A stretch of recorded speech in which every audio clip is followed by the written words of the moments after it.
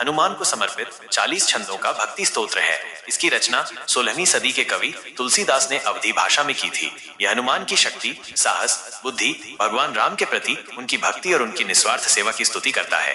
यह उनके वीर कार्यों का वर्णन करता है और बाधाओं को दूर करने की उनकी क्षमता पर प्रकाश डालता है। विश्वास के साथ इसका पाठ करने से भक्त हनुमान से शक्ति, बुराई से सुरक्षा, बुद्धि और अपने प्रयासों में सफलता के लिए आशीर्वाद मांगते हैं। यह इस बात पर जोर देता है कि हनुमान की भक्ति राम तक ले जाती है और शांति और खुशी लाती है। मुख्य अनुभागों का सरल अर्थ। प्रारंभिक दोहे। तुलसीदास अपने गुरु, आध्यात्मिक शिक्षक को सम्मान देते हैं और उनसे अपनी बुद्धि को शुद्ध करने की कृपा मांगते हैं ताकि वे भगवान राम की महिमा का वर्णन कर सकें, जो जीवन के 4 लक्ष्यों धर्म, कर्तव्य, अर्थ, समृद्धि, काम, इच्छा और मोक्ष मुक्ति को प्रदान करते हैं। वे अपनी बुद्धि की कमी को स्वीकार करते हैं और विनम्रता पूर्वक पवन देव के पुत्र हनुमान को याद करते हैं। उनसे अपनी परेशानियों को दूर करने के लिए शक्ति, बुद्धि और ज्ञान मांगते हैं। छंद 1 से 4। हनुमान के गुणों की स्तुति।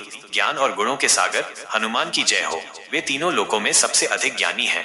वे राम के दूत हैं जिनके पास अपार शक्ति है। वे अंजनी के पुत्र और पवन देव के पुत्र के रूप में जाने जाते हैं।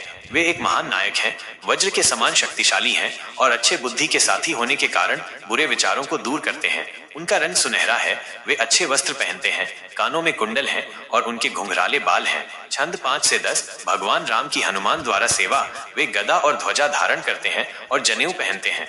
वे भगवान शिव के अवतार और केसरी के प्रिय पुत्र हैं, जिनकी महिमा पूरे विश्व में गाई जाती है। वे अत्यंत विद्वान, गुणी और बुद्धिमान हैं, हमेशा राम के कार्य करने के लिए उत्सुक रहते हैं। वे भगवान राम की कथाएं सुनने में आनंदित होते हैं, जो लक्ष्मण और सीता के साथ उनके हृदय में निवास करते हैं।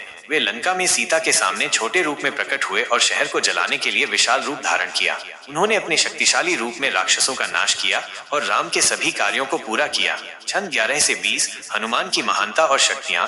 वे लक्ष्मण को पुनर्जीवित करने के लिए जड़ी बूटियों का पूरा पर्वत द्रोणागिरी ले आए। राम ने प्रसन्नता पूर्वक उन्हें गले लगाया और उनके अतुलनीय कार्यों की प्रशंसा की। यहाँ तक कि 1000 मुख वाले नागराज शेषनाग भी उनकी महिमा गाते हैं। सनक, ब्रह्मा और नारद जैसे महान ऋषि देवताओं के साथ उनकी स्तुति गाते हैं। यम, मृत्यु के देवता, कुबेर धन के देवता और दिशाओं के रक्षक भी उनकी महानता का पूरी तरह से वर्णन नहीं कर सकते। उन्होंने सुग्रीव को राम से मिलाकर और उन्हें अपना राज्य वापस दिलाने में बड़ी सहायता की। विभीषण ने उनकी सलाह मानी और लंका के राजा बने, जिसे सारा संसार जानता है। उन्होंने सूर्य को फल समझकर निगल लिया था। राम की कृपा से वे सभी कठिन कार्यों को आसान मानते हैं। छंद 21 से 25। हनुमान में शरण। वे राम के धाम के द्वारपाल हैं। उनकी अनुमति के बिना कोई प्रवेश नहीं कर सकता। उनकी शरण लेने से सभी सुख और आराम मिलते हैं। जब हनुमान रक्षक हों तो डरने की कोई आवश्यकता नहीं है। उनकी दहाड़ से तीनों लोग कांप उठते हैं। जो लोग उनके नाम का जाप करते हैं, उनके पास बुरी आत्माएं और राक्षस नहीं आते हैं। छंद 26 से 29। हनुमान दुख निवारक के रूप में लगातार उनके नाम का जाप करने से सभी रोग और दुख दूर हो जाते हैं। मन, कर्म और वचन से स्मरण करने पर हनुमान संकटों से मुक्त करते हैं। राम परम तपस्वी राजा हैं और हनुमान उनके सभी कार्यों को पूरा करते हैं। जो कोई भी विश्वास के साथ उनके पास आता है, उसकी सभी इच्छाएं पूरी होती हैं। छंद 30 से 34। हनुमान की विशेष शक्तियां और आशीर्वाद। उनके पास 8 सिद्धियां, दिव्य शक्तियां और 9 निधियां, दिव्य खजाने हैं, जिन्हें वे प्रदान कर सकते हैं। वे राम के एक समर्पित सेवक हैं। उनके नाम का जाप करने से राम के प्रति भक्ति आती है और कई जन्मों के दुख कम होते हैं। मृत्यु के समय भक्त राम के धाम जाते हैं और उनके भक्त के रूप में जन्म लेते हैं। छंद 35 से 38। हनुमान का महत्व। किसी अन्य देवता की पूजा करने की आवश्यकता नहीं है। केवल हनुमान की भक्ति ही सभी सुख प्रदान करती है। जो लोग शक्तिशाली हनुमान को याद करते हैं, उनके सभी कष्ट दूर हो जाते हैं। हनुमान जी की जय हो, जय हो। कृपया गुरु की तरह अपनी कृपा बरसाएं। जो कोई भी इस चालीसा का 100 बार पाठ करता है, वो सभी बंधनों से मुक्त हो जाता है और महान आनंद प्राप्त करता है।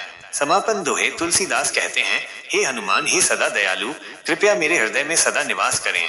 हे पवन देव के पुत्र, दुखों को हरने वाले और कल्याण के स्वरूप, हे देवताओं के राजा, राम, लक्ष्मण और सीता के साथ मेरे हृदय में निवास करें। संक्षेप में, हनुमान चालीसा एक शक्तिशाली प्रार्थना है जो हनुमान के गुणों और कार्यों की स्तुति करती है।